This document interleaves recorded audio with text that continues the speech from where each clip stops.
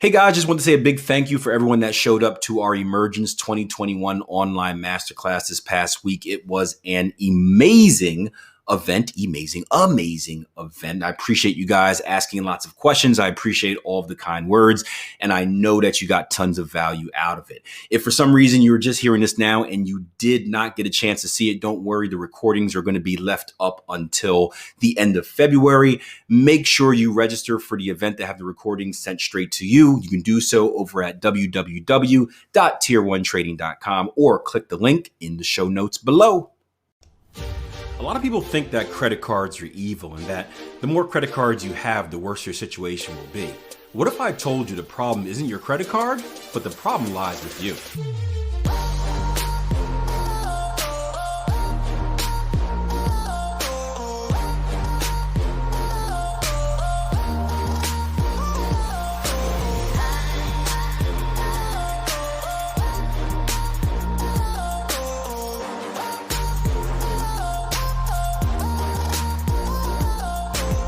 I had an interesting conversation the other day on Twitter where I asked the question a few days ago. I said, how many credit cards do you have?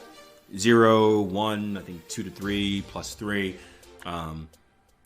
The majority of the poll actually came back 0, which was kind of weird. That didn't really make too much sense. But I got a comment from someone, and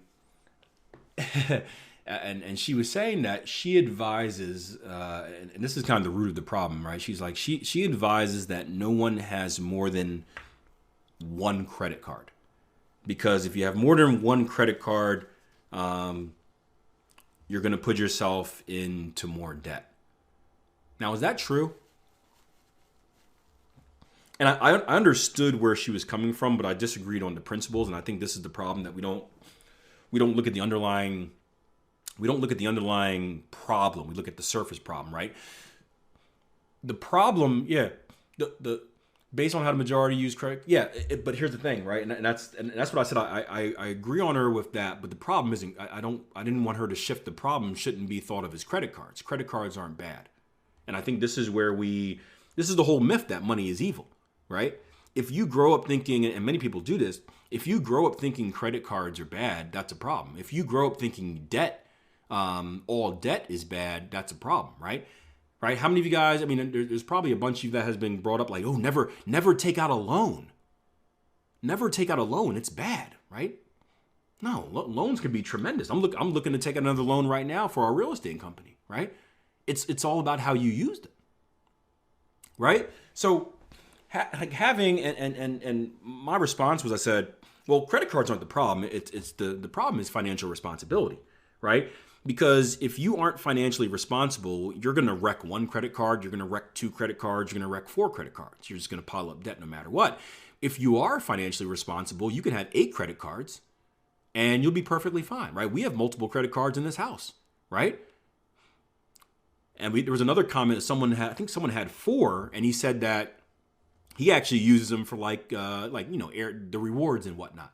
So he's smart on how he pays them back, but instead of paying stuff with cash, I think Jason Greystone does this as well. Instead of buying something with cash, right, use it on your credit card, rack up your air miles, and then pay it off right away, right?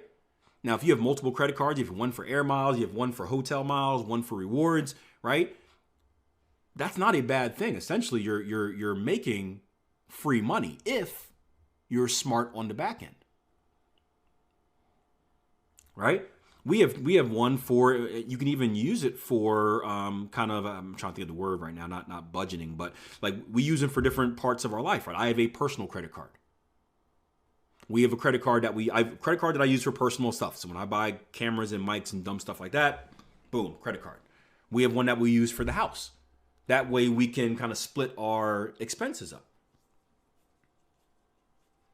So I agree with her that based on the fact that most people are financially irresponsible, I guess the more credit cards you have, the greater chance you have of piling up more debt. But I think the problem is that when we go to fix this problem, or we go to address this problem, we blame it on the credit card. we look at that being the solution, where it's like, oh no, okay, the solution to keeping your debt down is to have less credit cards. And like that's nothing more than a Band-Aid on a gushing wound, right? That's a quick fix, right? That's riding around on the spare tire, a little donut. The real fix is financial responsibility. Because if you're financially responsible, if you're financially educated and you become financially responsible, you can have every credit card in the world, but you'll utilize them the right way. So my last response is like, can we at least agree upon that? I never got a response back. So I'm taking that as I won. But credit cards aren't the problem. Debt in general isn't the problem. It's people being educated to use it the right way. But again, I think because people are financially irresponsible, many of us grow up with that, being taught the idea that things are bad. Don't have a debit card. Don't have a credit card. Never do this. Never do that. And then we all of a sudden get this fear of money. We get this fear of a credit card. It's this evil thing.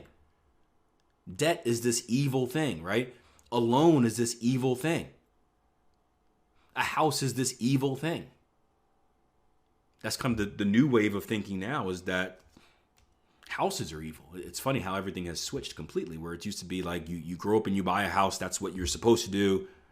Now it's everyone is buying a house is evil. And when we get ingrained with these thoughts in our mind, and then we don't actually see the real problem for what it is.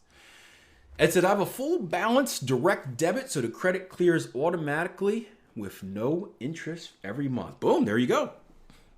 And if you have any rewards, whatever, you're taking advantage of it. I'm going back to the family card we have, right? The one reason we use the family card is because it's attached to some type of reward program where we get free stuff for the house.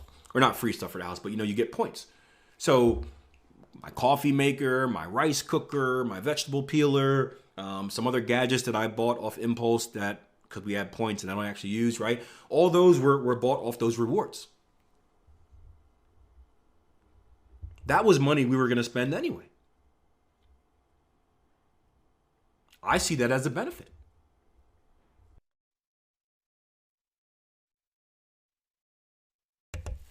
Right? I see that as a benefit. My other card is hooked up to my kids, one of my kids' investment accounts,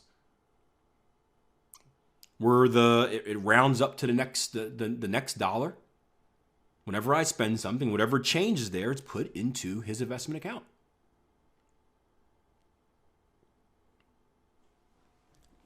But again, we don't look at the root of the problem. We look at, a lot of times we look at the quick fix. Someone said blaming the broker. Yeah, we look at the quick fix and we don't think of the root of the problem. We got to fix the problem at the root. We got to fix the problem with his root. Cody said, "Good old Acorns." Yeah, I'm jealous of my kids' account, Cody. I'm about to switch it over.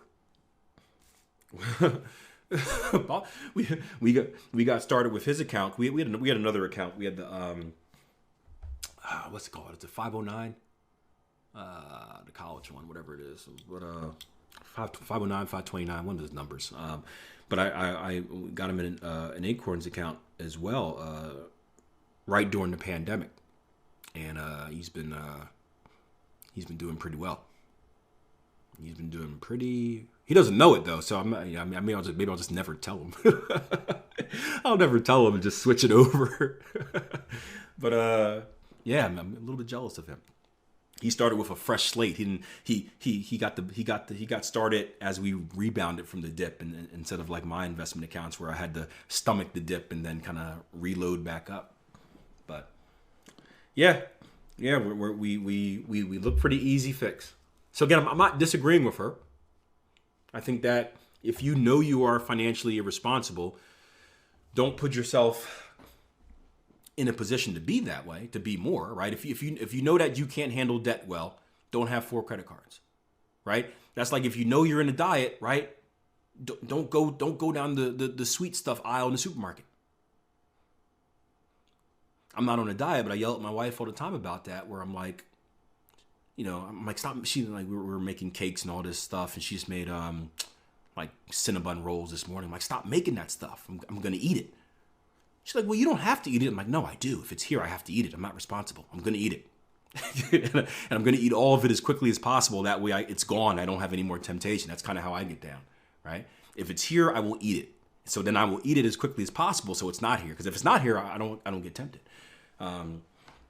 So that is a part of the key, but the main factor, if you want to make long-lasting change, is that financial education, is that financial responsibility, is educating people on, instead of just saying this is good, this is bad, educating them on how you can use it the right way, how debt can be used the right way, how credit cards can be used in a positive way, how cash can be used in a positive way.